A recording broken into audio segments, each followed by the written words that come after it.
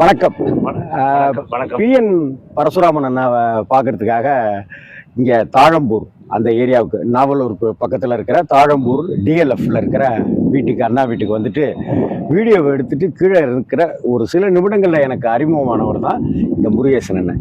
இந்த முருகேசன் அண்ணன் வந்து அந்த காலத்து திருநெல்வேலி ஜில்லாவை சேர்ந்தவர். இப்போ தென்காசி மாவட்டம் ஆயிடுச்சு இல்லையா, அந்த நெல்கட்டும் செவலை சேர்ந்தவர். பேசின 2 நிமிஷத்துல ஒரு விஷயம் எனக்கு ஷார்ப்பா இருந்தது. ஒன்று, கவர்மெண்ட் வேலையே வேணாம்ட்டு வந்தவர் இவர். 2வது விஷயம், செய்யும் தொழில் தாங்க தெய்வம் அப்படின்னு சொன்னார். இந்த 2 விஷயம் போதாதா முருகேசன் அண்ணன் கிட்ட இருந்து ஏதாவது பேசுறதுக்கு? அண்ணே வணக்கண்ணே. உங்க அப்பா யாரு, என்ன பண்ணாரு? நெல்கட்டு செவல்ல முத்ரா கோனாரு. இது மாவீரன் அரமனையில சிலம்பு மாஸ்டரா இருந்தார். ஓ, எங்க தாத்தா தாத்தா தாத்தா பேரு? தாத்தா பேரு முத்ரா கோனார். எங்க அப்பா ஒரு விவசாயி. சரி. விவசாயத்தெல்லாம் பார்த்துக்கிட்டு இருக்கும்போது எங்க அப்பாவுக்கு ஒரு ஆம்பளை பிள்ளை நான் பிறந்தேன். தலை பிள்ளையா பிறந்ததும் எங்க சொத்த பூரா எனக்கு ஆம்பளை பிள்ளை பிறந்ததுன்னு சந்தோஷத்துல எங்க குடும்பத்துக்கே முதல் வாரிசு அப்படின்ட்டு வம்சத்துல ரொம்ப நாள் கழிச்சு ஒரு ஆண் வாரிசு. ஆமா, அப்படி ஆண் வாரிசு வந்ததுனால அவரு சொத்த பூரா தான தர்மம் பண்ணிட்டாங்க. சொத்துனா எவ்வளவு இருக்கும் இன்னைக்கு மதிப்பு? அவங்களுக்கு கண்ணுக்கு தெரிஞ்சதெல்லாம் கொடுத்துட்டாங்க. ஒண்ணுமே இல்லாம வெறும் 500 ரூபாயை மட்டும் வச்சுட்டு செங்கோட்டைக்கு வந்தாங்க. அப்பா நெல்கட்டும் செவல இருந்து செங்கோட்டை. என்ன வேலை பார்த்தாங்க? அப்பா விவசாயம் தான். வண்டி மாடு வச்சு விவசாயம், பருத்தி வியாபாரம் சைடு. ஆமா. கடைசியில அதை முடிச்சுட்டு நீங்க என்ன படிச்சீங்க? நான் 10ஆம் கிளாஸ் படிச்சுக்கிட்டு இருந்தபோது எனக்கு கவர்மெண்ட்ல வேலை கிடைச்சது. என்ன வேலை கவர்மெண்ட்ல? இது ஓபி டிக்கெட் கொடுக்கறதுக்காண்டி வந்தது. ஆமா, கவர்மெண்ட் ஆஸ்பத்திரியில ஓபி டிக்கெட் கொடுக்கறதுக்கு வேலை கிடைச்சது. எங்க? செங்கோட்டையில. செங்கோட்டை ஜிஹெச்லயே. சரி. அந்த அன்னைக்கு அப்பவும் இருந்து கிருபானந்த வரியாரு ஒரு கலெக்டர் எல்லாருமே இருக்கும்போது எனக்கு அந்த வேலையை ரெடி பண்ணி கொடுத்தாங்க. சரி. 4 வருஷம் பண்ணிக்கிட்டு இருந்தேன். ஆனா கடைசியில என்ன ஆயிப்போச்சு அப்படின்னா, நான் அன்னதானம் நிறைய பண்ண வேண்டியிருந்தது. ஒரு 10, 13 பேர், 15 பேருக்கு அன்னதானம் போட வேண்டியது. எப்போ அன்னதானம் பண்ணுவீங்க? நான் அப்போ வயசு 19 வயசுல. 19 வயசுல டெய்லி அன்னதானம்? ஆமா. இல்ல, உங்க அப்பா மாதிரி உங்க அப்பா சொத்தை கொடுத்தாருன்னா நீங்க டெய்லி 19, 20 பேருக்கு அன்னதானம் பண்றீங்க? ஆமா. ஆமா, எங்க அம்மா வந்து என் தங்கச்சி தான் அப்ப பண்ணி கொடுத்துட்டு இருந்தாங்க சாப்பாடு சமைச்சு. ஆமா, இவ்வளவு பெரிய பானையில, ஈய பானையில எங்க வீடு வேலைக்கு வர்றவங்க பூரா அவங்களுக்கு சாப்பாடு காசெல்லாம் வாங்க மாட்டோம்.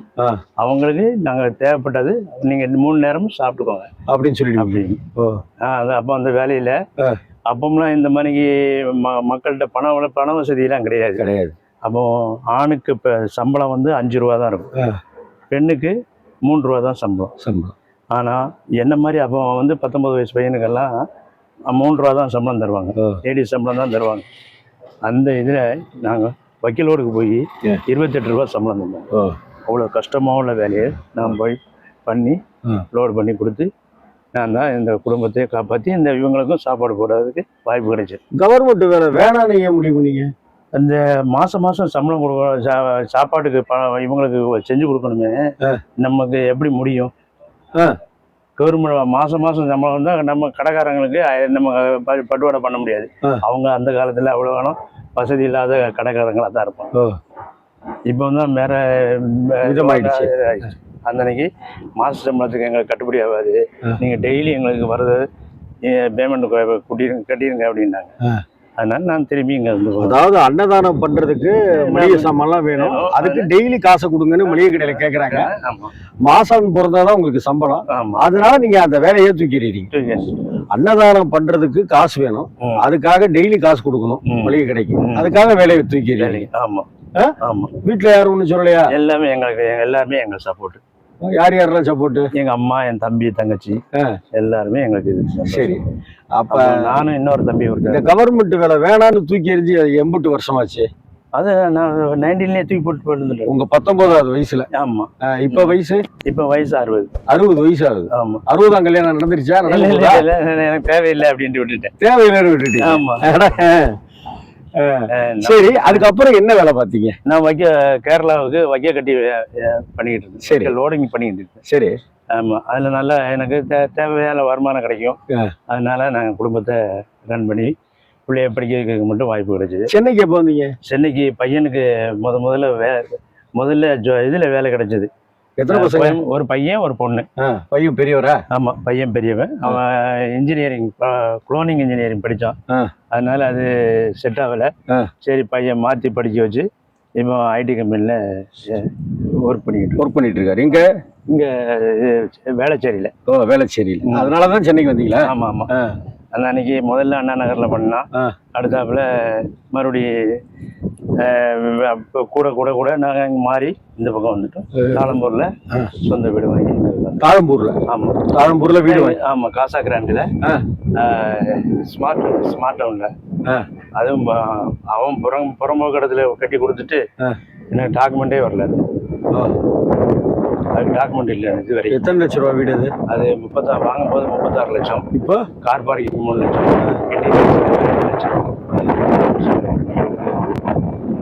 கிட்டத்தட்ட சென்னை தென்காசிக்கு பக்கத்தில் இருக்கிற ஒரு சின்ன கிராமத்தில் பிறந்து, டவுன் அது அங்கே பிறந்து அதுக்கப்புறமா அங்கேயே படித்து வளர்ந்தவர். அதுக்கப்புறம் கவர்மெண்ட்டில் வேலை கிடச்சி ஆஸ்பத்திரியில் ஓபி சீட்டு போடுறவராக இருந்து வேலையெல்லாம் பார்த்தாலும் கூட டெய்லி ஒரு 19-20 பேருக்கு அன்னதானம் அப்படின்ற விஷயத்துக்காகவே காசு கையில் போடணும் டெய்லி அப்படிங்கிறதுக்காகவே அவர் அந்த வேலை வேணான்னு சொல்லிட்டு வேறு வேலைக்கு வந்து அதுக்கப்புறம் தன்னுடைய குடும்பம் அதுக்காக முழுசாக பக்கபலமாக இருந்திருக்காங்கன்னு சொல்ல ஒவ்வொரு விஷயமுமே வியப்பாக இருக்கு பாருங்க.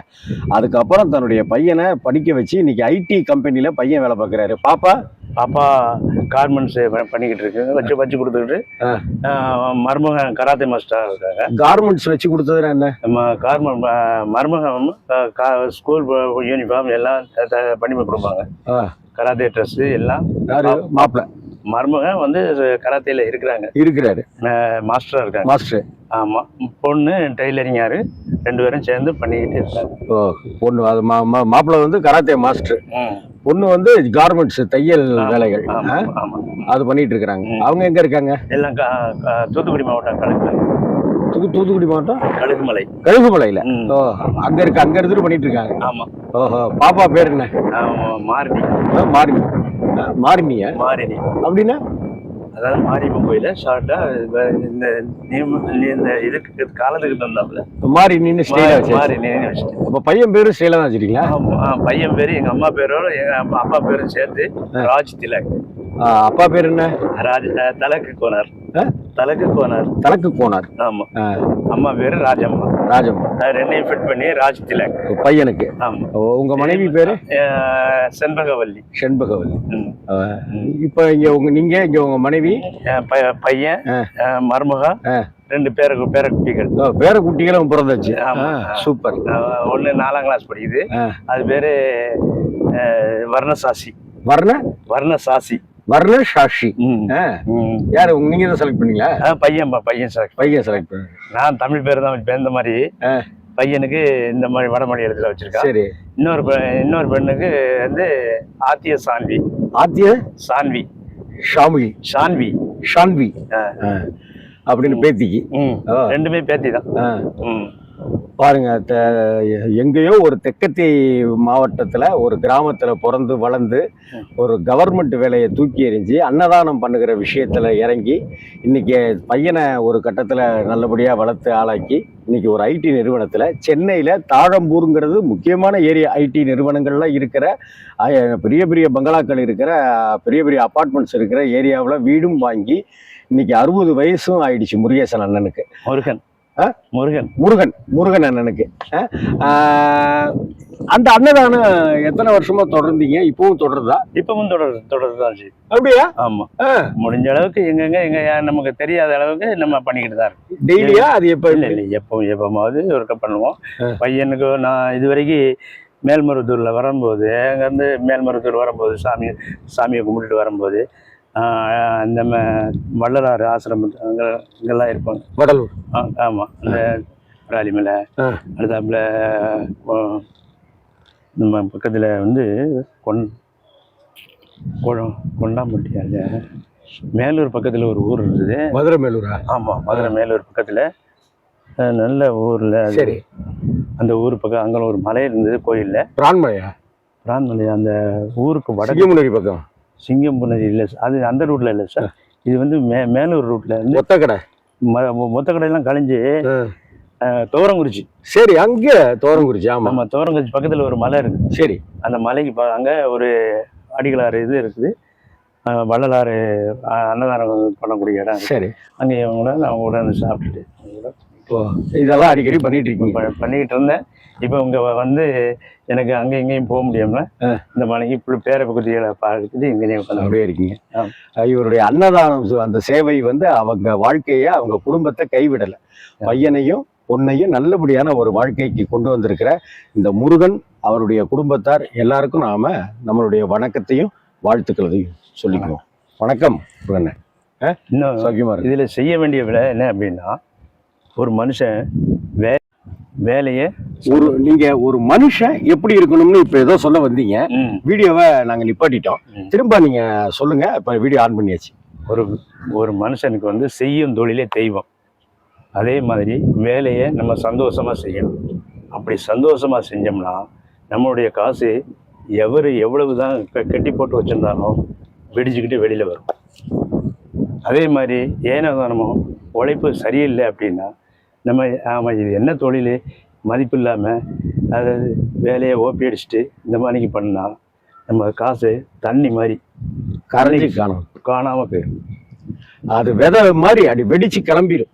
அப்படி நம்ம உண்மையாக உழைச்சா யார் வச்சுருந்தாலும் சரி, 10 போட்டு வச்சு உங்கள் துட்டு வராது அப்படின்னு யாருன்னு சொன்னாலும் வெடிச்சுக்கிட்டு தன்னால் வெளியில் வரும். அந்த உழைப்புக்கு ஏற்ற உண்மையாக உள்ள உழைப்பு.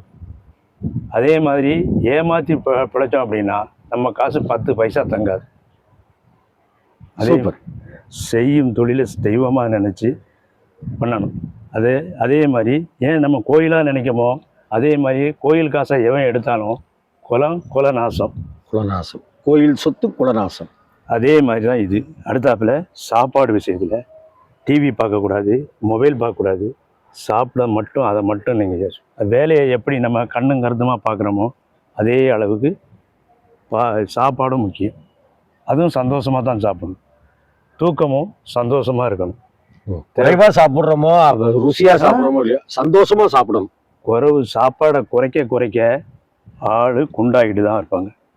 அதிகரிக்க சாப்பாடு அதிகரிக்க சாப்பாடு குறைக்க தான் இந்த மாதிரி ஃபேட் ஆக முடியும். அப்படியா?